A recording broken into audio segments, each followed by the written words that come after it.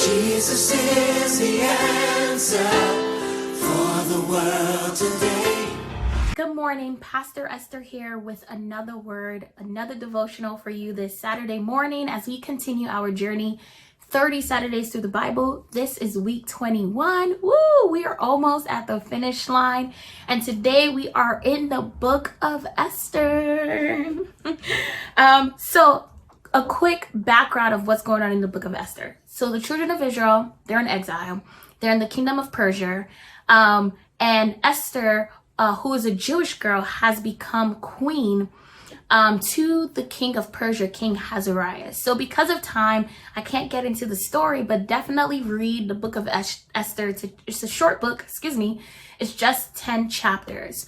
So where we want to focus on is chapter 3 and 4, because this is really the crux of the story and the narrative of Esther. So King Ahasuerus' right-hand man, Haman, was basically disrespected by Esther's uncle Mordecai, who was a scribe in the king's kingdom.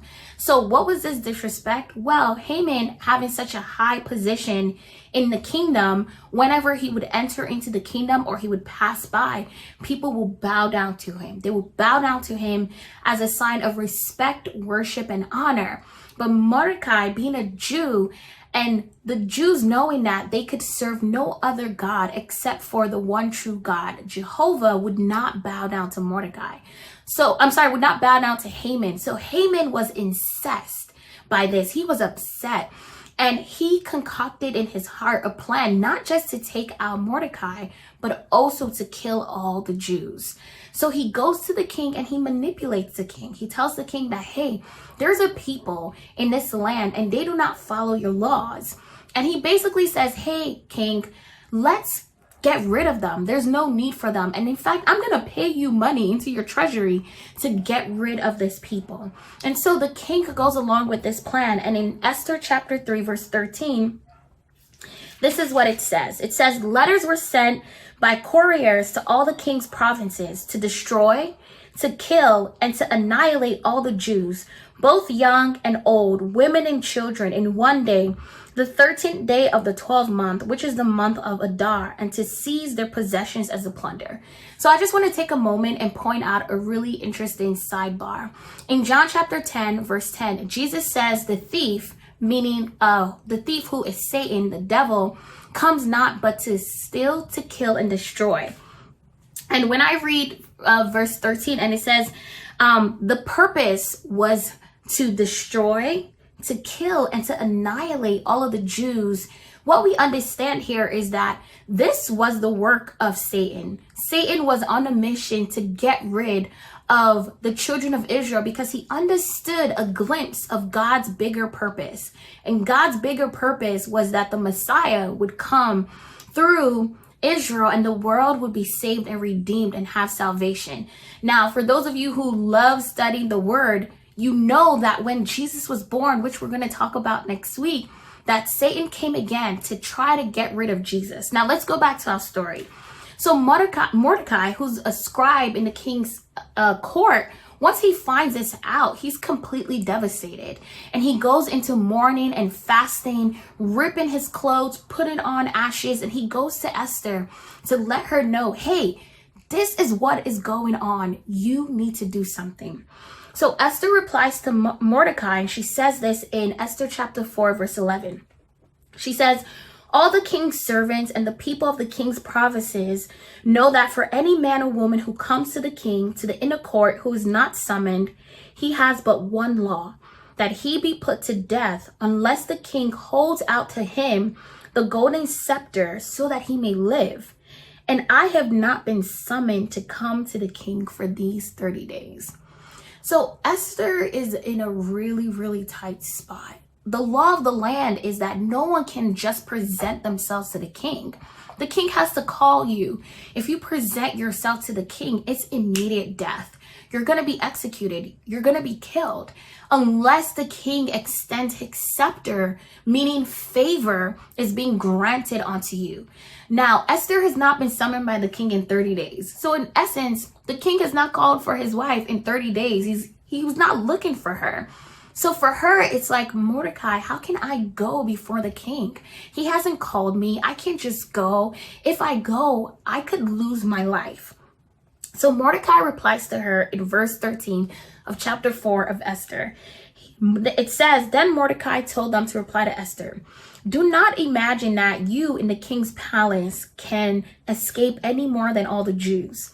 For if you remain silent at this time, relief and deliverance will arise for the Jews from another place, and you and your father's house will perish. And who knows whether you have not attained royalty for such a time as this.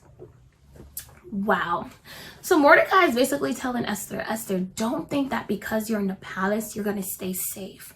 But more importantly, what if this is the reason that you became queen, that you were born, you were created, you were purposed to be in this place and in this time for this very purpose? Now, I want to bring this to our attention in the modern 21st century world. You know, more and more, it is more apparent to us believers that we are living in a post-Christian world. The world no longer holds on to Christian values. And because of that, we're seeing all kinds of ideologies and isms arise that are anti-God, that are anti his way, that are anti his truth. And it can be overwhelming. Not only that, we see an increase in the rise of sinfulness in man, in our selfishness, in our pride, in our lust for fame and money at the cost of anything. And it is creating so much evil in this world. And I don't know about you, but sometimes as I think about all my different roles as a wife, as a mom, as an employee, it can be just a bit overwhelming.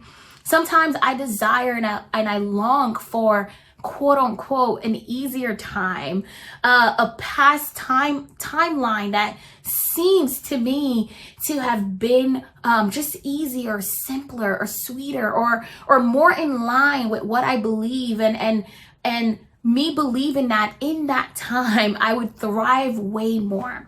But I want to say to you, if you're feeling the way I'm feeling, or maybe you're just even questioning where you are and your purpose, I want to let you know that you and I have been born for such a time as this. God makes no mistakes. The fact that we exist and are alive in the 21st century is not by chance. It's not by coincidence. It's because God purposed us to be in the earth at this time and season. And why?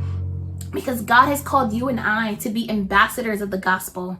God has called you and I to be lighthouses that are shining forth the light of God in a world that is encumbered in darkness. And so just like Esther, we have to make a decision to be brave. We have to make a decision to say, I'm going to deny myself, my comfort. I'm going to put aside my fears, and I'm going to stand up and rise up to be whom God has called me to be. You know, Jesus said this to his disciples, and he's saying it to us today. In Luke chapter 9, verse 23 to 25, Jesus says this, and he was saying to them all, if anyone wishes to come after me, he must deny himself and take up his cross daily and follow me. So Jesus is outright telling us that, hey, if you want to live after me, if you want to walk after my ways, you have got to deny yourself.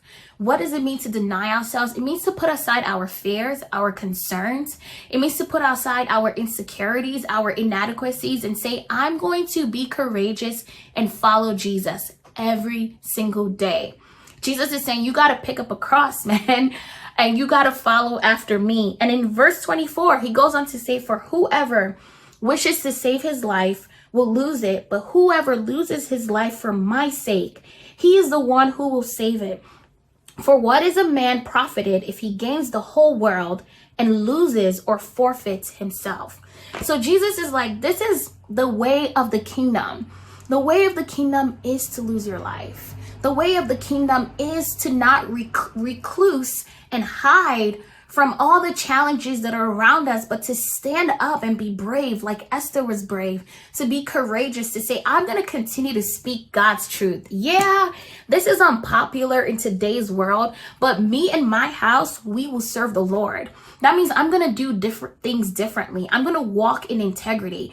I'm going to continue to be a light in the midst of darkness. I'm going to love the unlovables. I'm going to forgive those who may not deserve my forgiveness, but I am choosing to deny myself and follow Jesus. You know, it goes on in chapter 4 where we go back to Esther.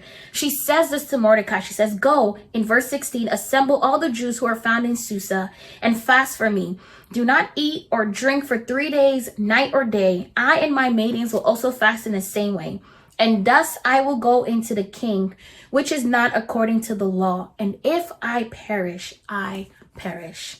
Okay, so let's fast forward. Esther ended up not perishing. God was with her. And we see that promise in Luke chapter 24, where Jesus is like, listen, if you lay down your life for me, you're going to gain it.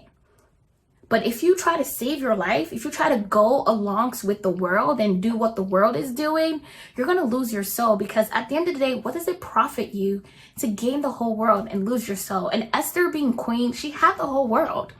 But yet she was willing to be brave for God. And she was willing to lay it down for her people and the purpose of which God has called her to in her time.